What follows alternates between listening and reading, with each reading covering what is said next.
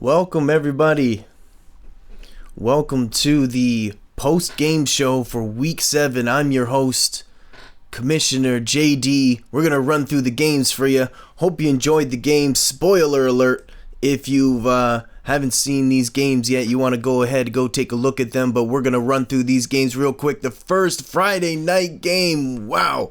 We had two powerheads of 4-2 Gators going against the 5-1 Wildcats, but the Gators were able to win a close one right at the end there with a field goal, 3-point win. They came in with the number one offense and the number one passing offense, and they were held to 192 yards, as you can see on the screen there. But they ran for 156 yards on the ground, even though they're the fifth rushing offense coming into this game. Wildcats threw for a really low 155 passing yards, even though they had the second best passing offense coming into this game. So the first and second best passing offenses coming into this game, and they ended up running the ball like crazy. Grant Williams 152 yards and Matt Davis 156 yards team total really came with the running game, but the Gators were able to squeak away and get the win, giving them 5 wins on the season, putting both these teams at 5-2. So that's really exciting stuff for the first Friday night matchup game. Both teams had a giveaway and a takeaway. It's a pretty even game right down to the wire. But now let's move on to the next game, the early game on Saturday. This was the Dragons versus the Vipers. The Vipers were at home, and they get a real close win with a real big turnover late in the game by Tony Diamond to kick the game-winning field goal. The Vipers really coming and bringing the heat in this game. Were looking very dominant at first, but the Dragons clawed their way back. But they had that big turnover late in the game that sealed it for them. They came in with the 5th best defense, the Dragons, going against the 6th best offense in the Vipers, but still were able to put up 288 passing yards from the Vipers and 341 passing yards from the Dragons, but the Dragons could not run the ball. Only 59 yards for a team total going against the Vipers, ranked 6th ranked rushing defense.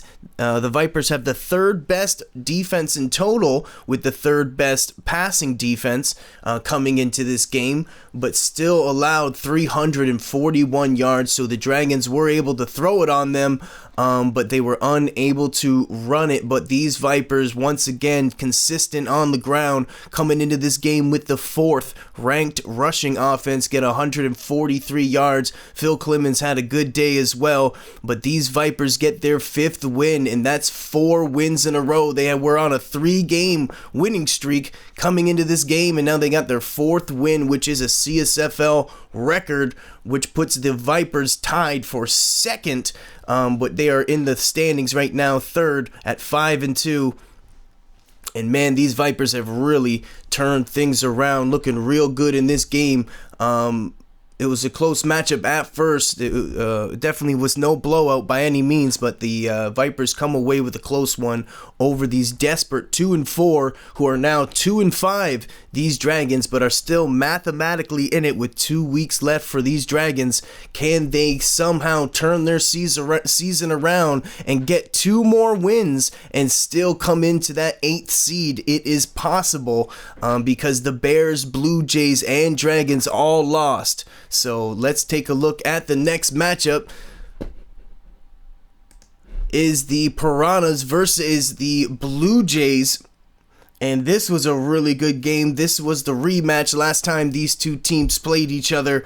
It was in the wild card matchup, or the first matchup of the playoffs last season, and the Piranhas beat them badly. So this was a revenge game for the Blue Jays to try to turn things around and get these Piranhas back since the last time they played. Big running by both teams. Piranhas running back Willie Wiggles, or Willie Burnsides, He had 3 touchdowns in week 6 and now puts up another 3 touchdown game in week 7, 139 team total rushing yards. And honestly, I believe Willie Burnsides was the X factor in this game for the Piranhas and was able to come through because the Alonzo Graham struggled against the really strong, aggressive cover 2 defense that the Blue Jays called. Alonzo Graham definitely was struggling, which he hasn't all year. But Willie Burnside was able to make big plays for the Piranhas and scored when they needed it to get the close win right at the end to another 3-point game. What a phenomenal matchup. This game was 19 first downs for the Piranhas. They kept the ball running. But those Blue Jays, they were up early. Once again, last week they were up against the Wildcats, but they were unable to finish the game and keep the lead. Blue Jays again up early and were unable to finish these Piranhas. Actually, the first play of the game was a play action throw to the tight end for the Blue Jays, Aaron Diggs, and he took it to the house. So soon as they went up like that 14-0 or 14-7 early in the ball game, I thought it was going to be the Blue Jays' turn to kind of stick it to the Piranhas, but that is not how it ended up, and the Piranhas still get away with the win. But these Blue Jays, with now 2-5, can they still get another win or two to get their ticket to the playoffs, because they are in fear of losing their chance to make it to the playoffs and finishing this season in the 9th or 10th position to miss the playoffs. So hopefully these Blue Jays can turn things around. Now let's get on to the next game. The 4th matchup of the weekend was the Werewolves and the Bears. Again, a super close game. That went right down to the wire. The Bears actually threw the ball up in the air, one of the last plays of the game, and the receivers had a chance to come down with it in the end zone and did not, and the Werewolves come through 24-20. The Bears actually played really well on defense, have been playing really well on defense all season. Coming into this game, the Werewolves, or should I say the Bears, coming into this game, I'm getting all excited. Coming into this game, these Bears had the 3rd best rushing defense going against the 2nd best rushing offense in these Werewolves. The Werewolves have Darius Burke, but the Bears have Corin Rogers, and Corin Rogers came through one of the first drives of the game getting an interception. Corin Rogers really laid the thumping down on Darius Burke and held the team to 81 rushing yards, the Werewolves, as you can see up there, which forced Quincy Barnett to have to throw the ball, and Quincy Barnett had multiple interceptions. So the Bears getting 3 turnovers, keeping Darius Burke locked down, but still were unable to come through. The Bears offense really let them down in this game, because their defense played phenomenal, holding this Werewolves team that was averaging, which is the 4th best in the league coming into this game, 4th, averaging 32 points, holding them to 24 points, and holding that rushing offense that has just been playing phenomenal to 81 yards was absolutely incredible. But the offense could not capitalize when they needed to, because the offense coming into this game, the Bears had the 9th ranked offense, 2nd worst offense in the league, but they had the 10th, this is the big one, the last ranked rushing offense in the league. Those Bears can't run the ball, so it was unable to establish the lead and keep it, so they have to throw it, which Bill Morris has been doing real well for them. But the Werewolves get their 4th win.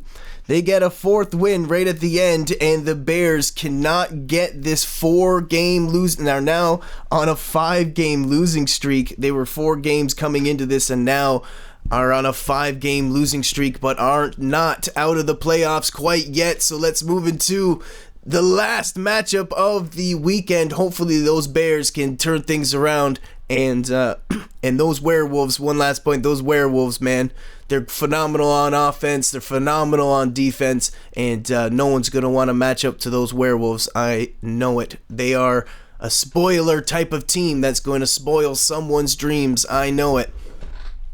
Now let's go into the last matchup of the weekend of Week 7. Cobras versus the Rhinos. These two owners, they call it the Brother Bowl, the Two Siblings Bowl, the Family Bowl, the Jenkins Bowl. Whatever you want to call it, these two are related and they are fighting each other for bigger things than just a win. They're fighting for bragging rights at the family dinner table over Thanksgiving dinner.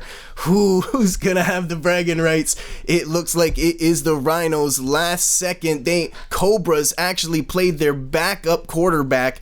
Their backup quarterback lit it up with over 300 in passing yards and 4 touchdowns. Ty Bryant, and he played absolutely phenomenal. They actually took the lead early, and I was so nervous for those Rhinos. And the Rhinos, right at the end, 31-31, and the Rhinos throw a bomb. I want to say it was 70 plus yards at least to you-know-who, sweet as candy, Randy Dorsey, the best rated wide receiver in the league, the only 99 receiver in the league, and he took it to the house on a big touchdown late in the game and to seal the win. But the Cobras really were impressive. They turned things around. They switching things up. They got the big takeaway. They got a big turnover when they needed it. They had more first downs, 14 first downs, but again, could not run the ball. The Cobras struggling to run the ball, have been for most of the season. They came in with the 9th ranked, which is the second last rushing offense those Cobras had. So they've been struggling to run it all year. And they also had the 10th, the worst ranked total defense coming into this game, and also averaged the second last in 9th. With only 26 points a game. And man, when you watch this game, you would not think it, because these Rhinos, these Cobras played really well to fight these Rhinos. They really wanted that win, you could tell, but these Rhinos somehow come away with the win late in the game. You-know-who, Mark Marshall, was too strong. They just could not hold down the running game for the Rhinos. The Rhinos finished with a 300 team total rushing yards. Mark Marshall, the running back there, he's just absolutely phenomenal. He is the heart and soul of the Rhinos. As much as the owners wants to throw it, the team wants to run it. Because they are just phenomenal running the ball with that great. Their offensive line for the Rhinos is not great. They're phenomenal. They really are. That offensive line for the Rhinos is phenomenal, and they dummy people up front. So they run the ball extremely well, and the Rhinos get their 4th win now. They're 4-2-1 and looking to make a big impact coming into these playoffs. And these Cobras now, they are not out of it. Mathematically, they are not out of it, even though they are, let's go down to it, they are 0-7, but if you look at the schedule, they play the Bears next week, and they could beat the Bears, which would hold the Bears to 2-6, and they could get another win, which would, if the Cobras win out and win the next 2 games, they potentially could take the 8th seed. So there's 10 teams and only 8 teams make it. So I'm excited to see these last 2 weeks, man, because these last 2 weeks people may think aren't a big deal, maybe for not the big top teams,